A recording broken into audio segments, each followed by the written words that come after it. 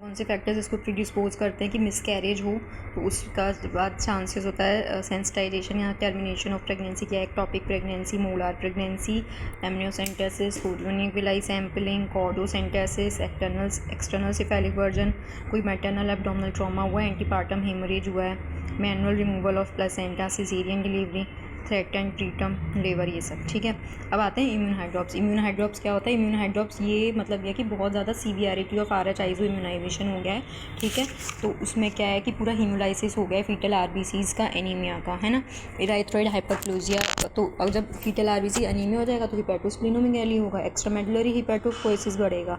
ठीक है, एक्स्ट्रामेडुलरी हिपेटोपोएसिस बढ़ेगा, जो फ्लूइड का कलेक्शन होगा वो थोरैक्स में, एब्डोमिनल कैविटी में, स्किन में होगा। It is the mark of hydrops. Fetal hydrops में क्या होगा कि जो HB होगा <7 हो जाएगा, प्लेसेंटा एनलार्ज हो जाएगा, इडिमेटस बॉगी प्लेसेंटा हो जाएगा, प्रोमिनेंट कॉटिलिड इडिमेटस पिलाई, हाइड्रोथोरैक्स हो जाएगा।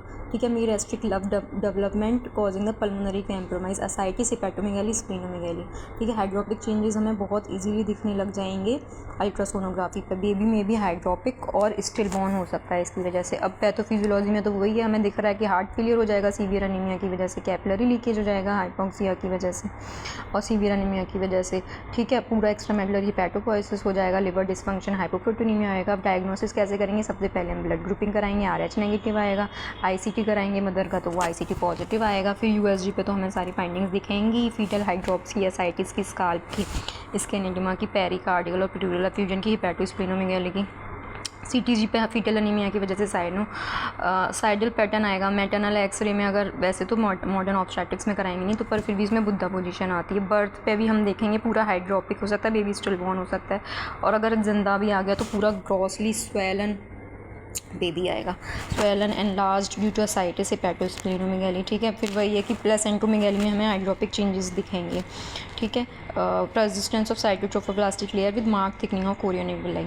ठीक है, अब आते हैं इक्टेरस ग्रेविड न्यूनाट्रम हो जाता है कि मतलब ये क्या होता है कि बेबी थोड़ा सा कम इफेक्टेड होता है इम्यून हाइड्रॉप से, पर इसमें जॉन्डिस इसमें दिखाई दे सकती है, excess of bilirubin from foetal blood cell haemolysis की वजह से। ठीक है, तो कर्निकटेरस का रिस्क रहता है, तो इसमें पूरा सेंट्रल CNS डैमेज हो जाता है, basal ganglia, eighth cranial nerve especially, तो सेंसरी न्यूरल डेफनेस हो जाती है। बेबी का अगर बिलिरुबिन लेवल 20 मिलीग्राम डेसीलीटर होता है तो प्रीमैच्योर डिहाइड्रेटेड और सिक बेबीज। ठीक है, अब आते हैं मैटरनल इफेक्ट्स। मैटरनल इफेक्ट में तो हायर चांसेस हो जाते हैं प्रीक्लेम्शिया के, हाइड्रोमनियस, मैक्रोसोमी, कोएगुलोपैथी और हाइपरो, अगर फीटस डेथ हो जाएगा तो कोएगुलोपैथी और हाइपोफाइब्रोजेनेमिया के भी चांसेस हो जाते हैं, पोस्टपार्टम हेमरेज के चांसेस हो जाते हैं, प्लेसेंटोमेगाली, कोएगुलोपैथी की वजह से मिरर सिंड्रोम हो जाता है। अब हम इसको प्रिवेंट कैसे कर सकते हैं? प्रिवेंशन का यही है कि एंटी प्रोफाइलैक्सिस दो, अनसेंसिटाइज में 28 वीक पे दो। ठीक है, अगर वो फॉलोइंग बर्थ अगर हम उसका बेबी ब्लड ग्रुप कराओ, अगर वो RH पॉजिटिव है तो उसको विदिन 72 आवर्स दो। वैसे 6 वीक तक इफेक्टिव रहता है और दे सकते हैं, लेकिन हम उसको 28 डेज तक भी दे सकते हैं। देखो, ये फीगो की गाइडलाइंस हैं। फीगो की गाइडलाइंस क्लियर हैं। 150 माइक्रोग्राम देना है तो मैं 28 वीक पे, 150 माइक्रोग्राम देना है तो मैं 34 वीक पे NTD। ठीक है, मिसकैरेज हो रहा है तो 10 हफ्ते के बाद दो। स्पॉन्टेनियस अबॉर्शन या मेडिकल टर्मिनेशन करना है। ठीक है, मिसकैरेज। फिर मोलर प्रेगनेंसी है तो ये कह रहा है कि अगर कंप्लीट मोलार है तो मत दो, लेकिन अगर डिफरेंशिएशन में प्रॉब्लम आ रहा है तो NTD तुम दो इसमें।